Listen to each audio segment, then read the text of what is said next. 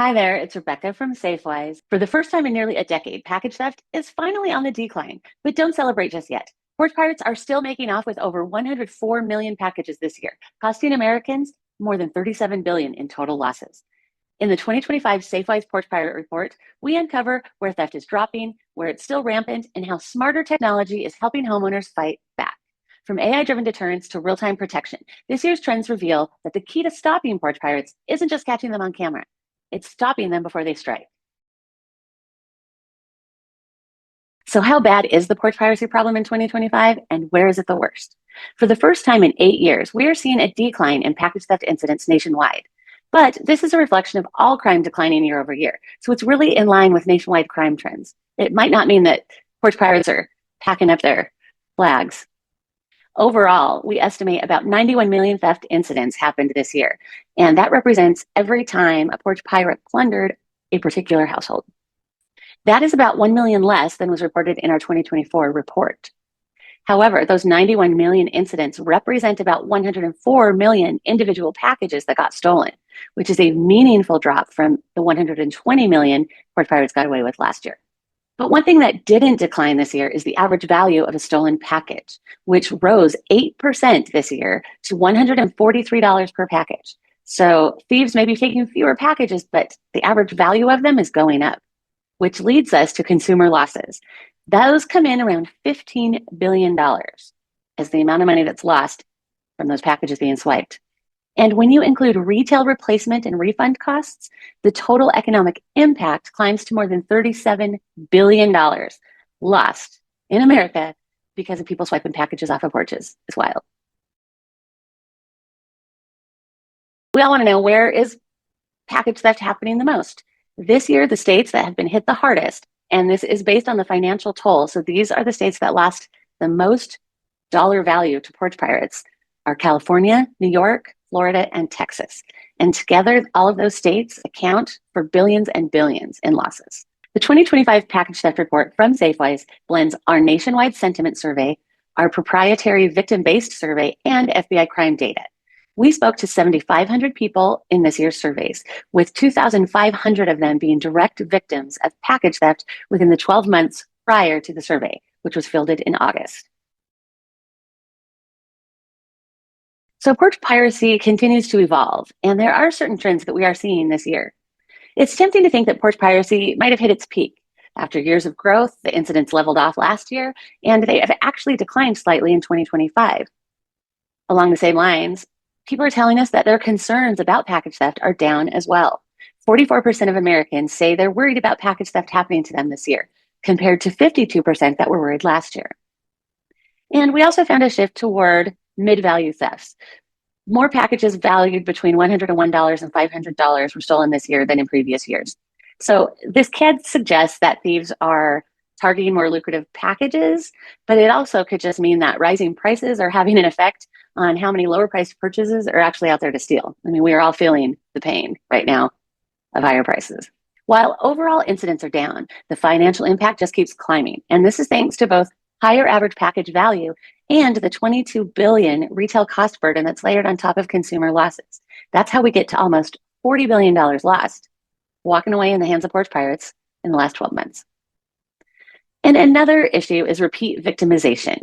This means package thieves hitting one house multiple times. It does remain a big problem, although it's not as bad as it was last year. This year, there were 34% fewer households that were hit multiple times within a 12-month period. There are certain signs that make someone or a particular house a more likely target for porch pirates. We continue to work with Dr. Ben Stickle and his research team, and they are finding clear risk patterns.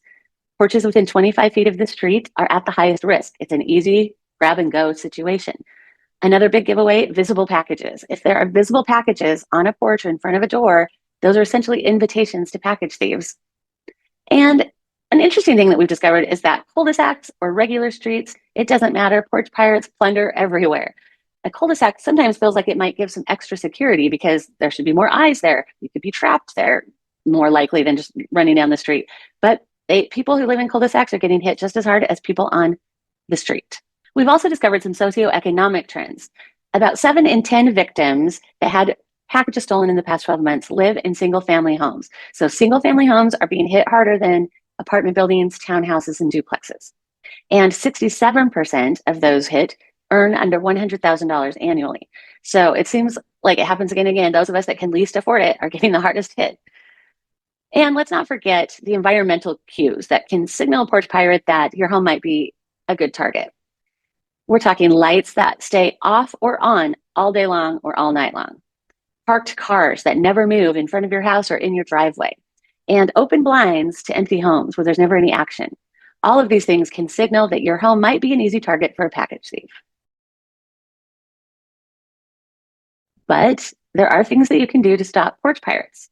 And here's what people told us they are doing, and a little dive into what really works. 1 in 6 victims told us that they had no deterrence in place at all before porch pirates struck. But after a theft, most of them, 83% of all the victims we talked to, said they added deterrence. Security cameras, delivery tracking, and working with the neighbors in like a community watch kind of situation are the top 3 things that people did, but only after they were subjected to a package thief. So the big shift that we're emphasizing this year is helping people move from reactive to proactive security measures. And I mean, you can't get more reactive than adding a deterrent after you've already had something stolen. So this is why we are focusing on technology that actively deters, not just records the incident. I mean, we have all seen video after video of a porch pirate walking up to the house. Sometimes they will still directly in the camera and casually sauntering away with your stuff. A passive camera just isn't stopping thieves in their tracks. So that's why we are encouraging everyone to look for technology that does more. Whether it's a package locker that keeps packages from being visible. Remember, that's one of the biggest things that put you at risk. Or a package tracker that the retailer uses, like ZACTrack from ZFLO. This isn't tracking your delivery. This is an alarm and GPS tracker that's actually put onto your actual package. And it lets you know if the package is moved, if it crosses the geofence boundary of your address where it was supposed to be delivered. This is something that could actually get them to drop the package and run away. Or we are also encouraging people to look for home security tech, like doorbell cameras or security systems, that actually do something to try to stop a thief before they complete their dastardly deed.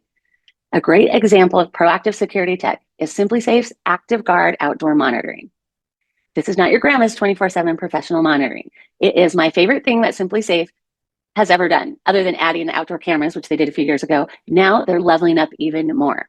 ActiveGuard monitoring uses lights, sirens, live guards, and two-way talk to interrupt thieves in real time. ActiveGuard works as a possible deterrent because porch pirates thrive on quick, easy opportunities.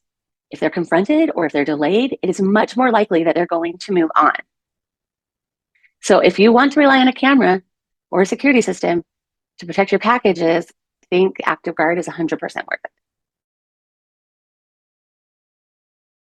But let's say you were either one of those people who had no deterrence in place before you got hit by a package thief, or your deterrence still didn't stop a thief, because nothing is 100% guaranteed to keep a thief from stealing your packages other than not having any packages, right?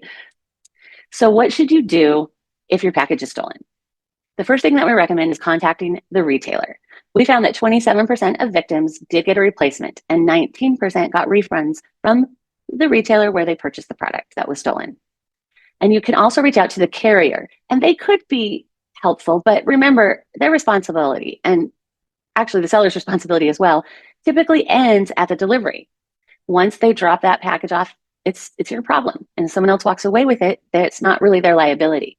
But with that in mind, 9% still told us that they got a refund from the carrier that delivered their package.